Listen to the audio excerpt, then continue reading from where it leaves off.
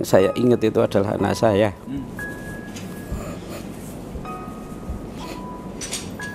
Dulu kan pernah tanya, ya, hutangnya Papa berapa dibandingkan aset yang ada bisa nutup enggak. Saya tantang itu. Saya belum masih berpikiran sekuler, saya bisa ngangsur gitu. Sampai sekarang itu saya minta maaf pada anak saya.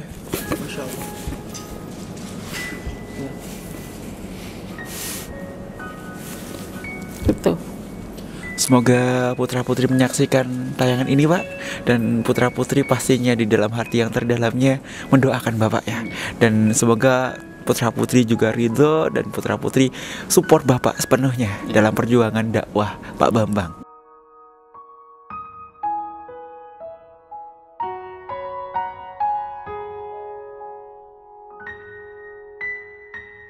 Bismillahirrahmanirrahim. Assalamualaikum warahmatullahi wabarakatuh. Alhamdulillah, pada kesempatan yang sangat luar biasa saya kedatangan tamu yang luar biasa juga. Beliau adalah Pak Bambang.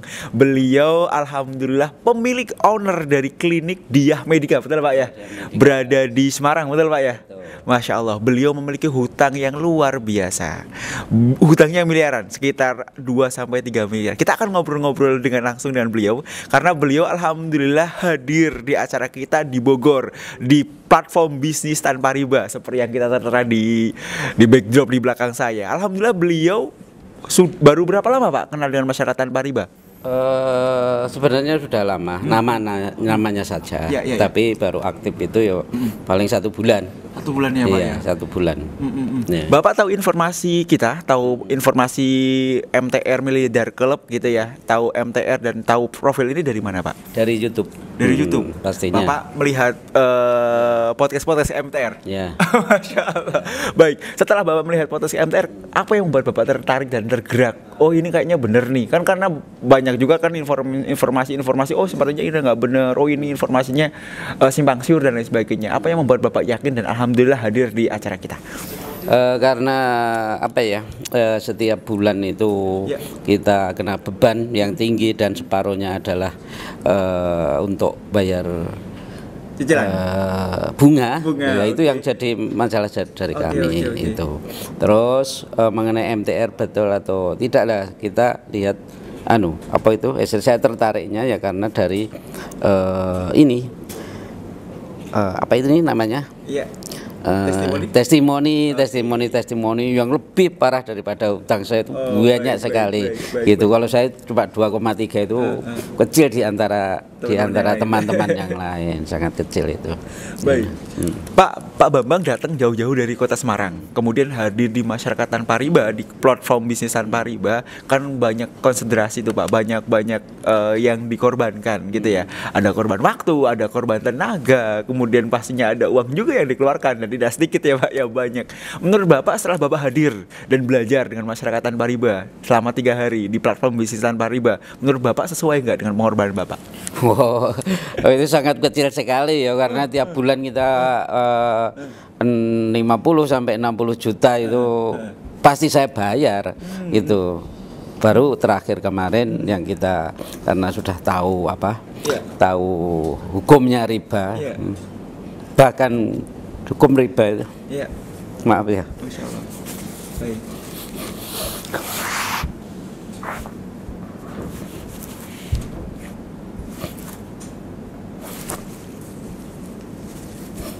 Bapak yang sabar, yang kuat, semoga Allah ridho, semoga Allah memberikan petunjuk yang terbaik ya Pak ya. Jadi sepertinya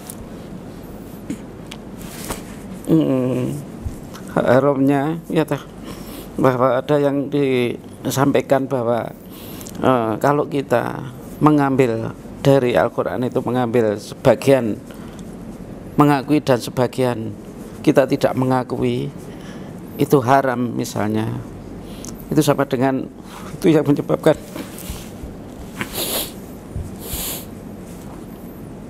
kita kan dicap sebagai kafir. Itu yang berarti seolah-olah Saya selama 50 tahun ini dikurangi dengan mulainya riba itu, saya sudah dicap sebagai kafir kalau di situ. Itu yang menyebabkan saya harus terus ini berjuang, gitu Mas. Baik. Pak Bambang, setelah Bapak mendapatkan pembelajaran di masyarakat tanpa riba dan Bapak tadi sempat tersentuh ya Pak ya, kita doakan bersama semoga dalam rangka Bapak tolabul ilmi, Bapak mendapatkan keberkahan yang luar biasa. Kita doakan bersama semoga hutang-hutang Bapak cepat selesai ya Pak ya. Bapak boleh diceritakan kenapa pembelajaran mana, poin-poin mana yang membuat Bapak merasa, oh saya benar-benar harus meninggalkan profesi saya dulu ya, meninggalkan bagaimana saya mencari uang dulu, bagaimana saya mencari utangan dari modal perbankan dan lain sebagainya. Poin-poin mana yang Bapak dapatkan hingga akhirnya Bapak yakin bisa menyelesaikan utang-utang Bapak? Silakan Pak. Kalau meninggalkan profesi, meninggalkan pekerjaan itu saya tidak terlalu masalah ya, karena banyak manajer saya itu sudah mahir dalam mengendalikan Cuma yang saya ingat itu adalah anak saya.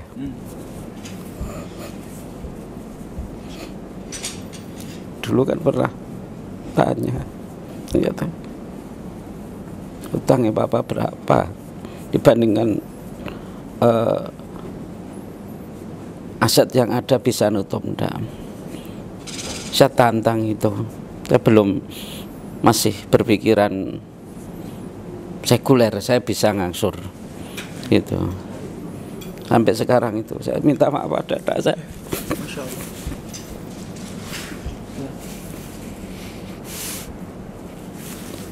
Itu. Semoga putra-putri menyaksikan tayangan ini Pak, dan putra-putri pastinya di dalam hati yang terdalamnya mendoakan Bapak ya. Dan semoga putra-putri juga ridho dan putra-putri support Bapak sepenuhnya dalam perjuangan dakwah Pak Bambang. Baik, Pak Bambang, boleh diceritakan Bapak selama di BPDR ya, BPDR, kemudian apa perasaan Bapak sekarang gitu ya. Kalau dulu kan kemarin-kemarin kan sempet mungkin beban berat yang luar biasa gitu ya. Sekarang ketemu dengan masyarakat tanpa riba, Bapak perasaannya bagaimana? Kemudian komitmennya apa? Kemudian harapannya bagaimana? Silakan Pak Bambang. Kalau beban yang luar biasa itu sebenarnya tidak ya. Karena selama ini saya tidak pernah angsuran, tetap jalan terus, tapi ternyata itu salah. Gitu. Yang menjadi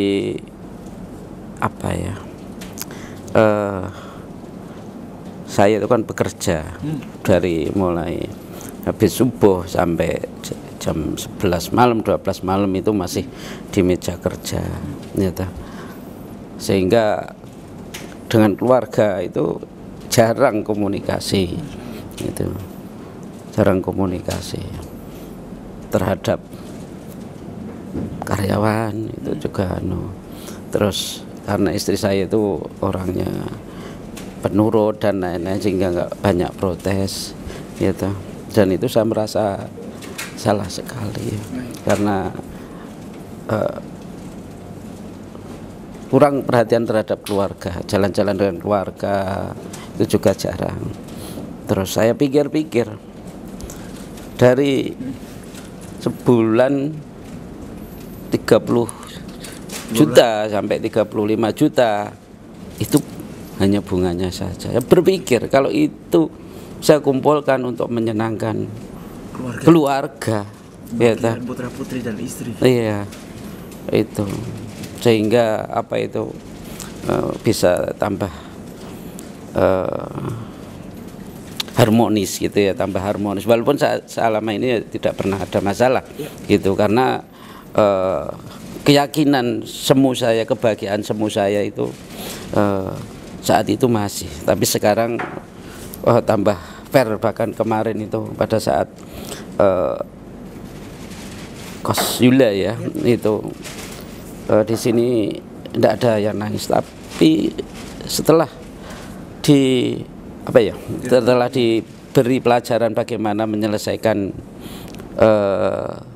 dengan saudara kita yang ada di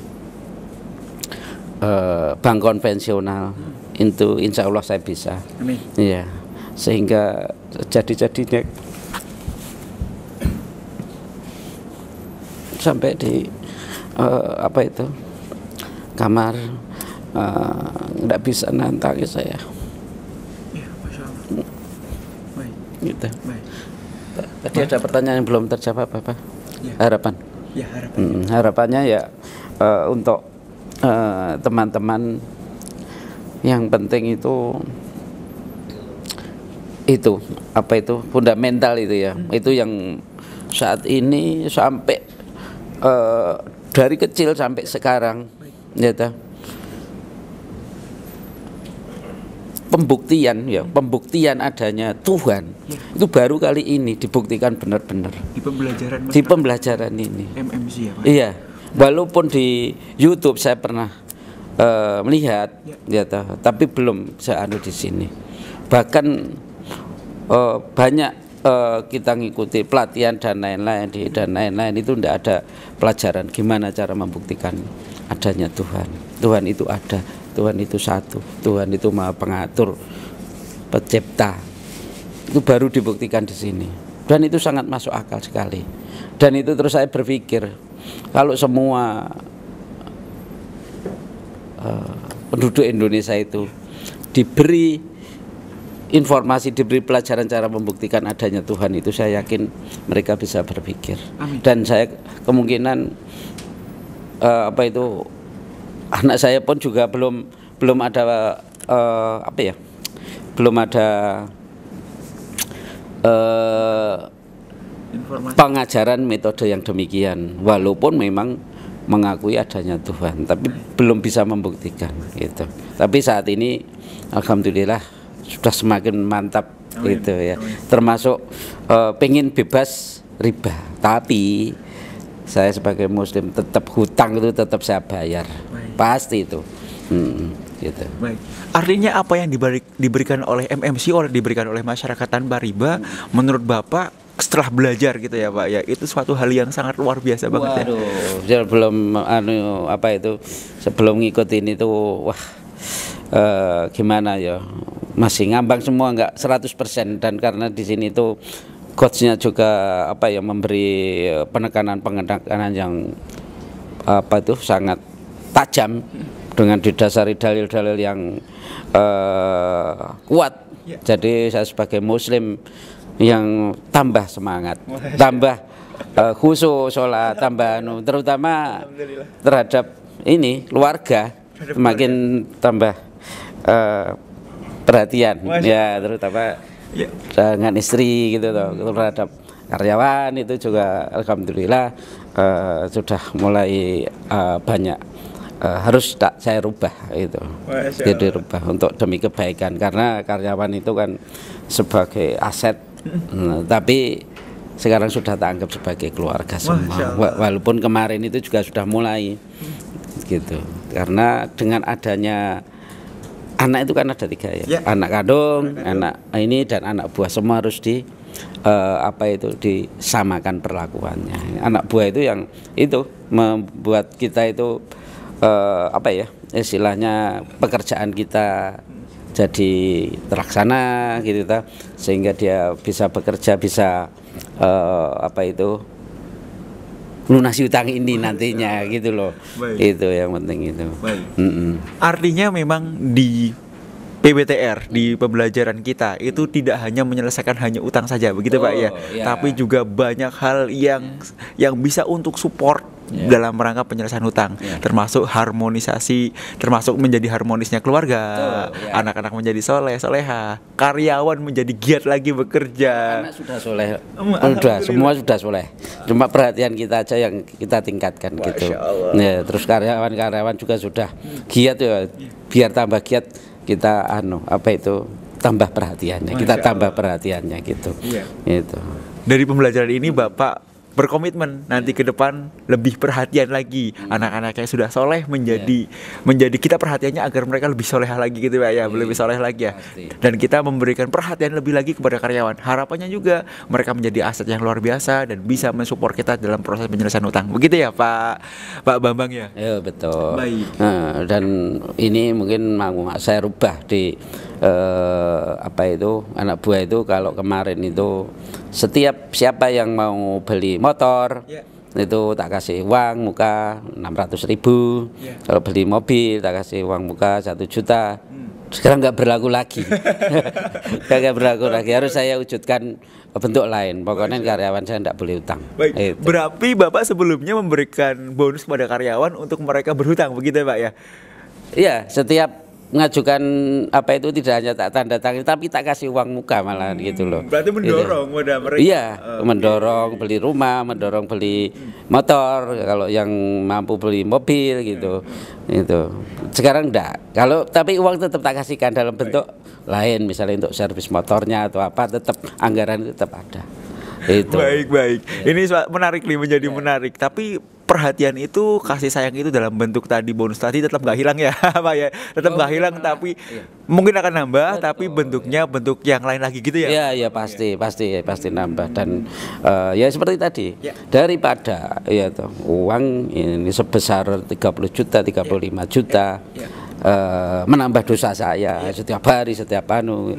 Nah, lebih baik kan untuk mensejahterakan sebagian, untuk mensejahterakan kawan, untuk keluarga, ya, untuk nambah aset dan lain-lain. Tapi sekali lagi saya tidak akan meninggalkan tanggung jawab, yaitu hutang. Ya, hutang tetap sampai kapanpun saya prioritaskan hutang pokok ya, itu. Iya.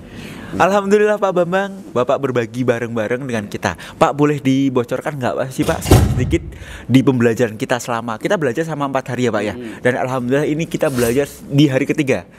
Nah, Bapak boleh diceritakan di hari pertama Bapak dapat apa, di hari kedua Bapak dapat apa, dan di hari ketiga dapat apa. Boleh digambarkan menurut Bapak, versi Bapak. Silakan Pak Bambang. Oh ya, hari pertama itu coach siapa ya?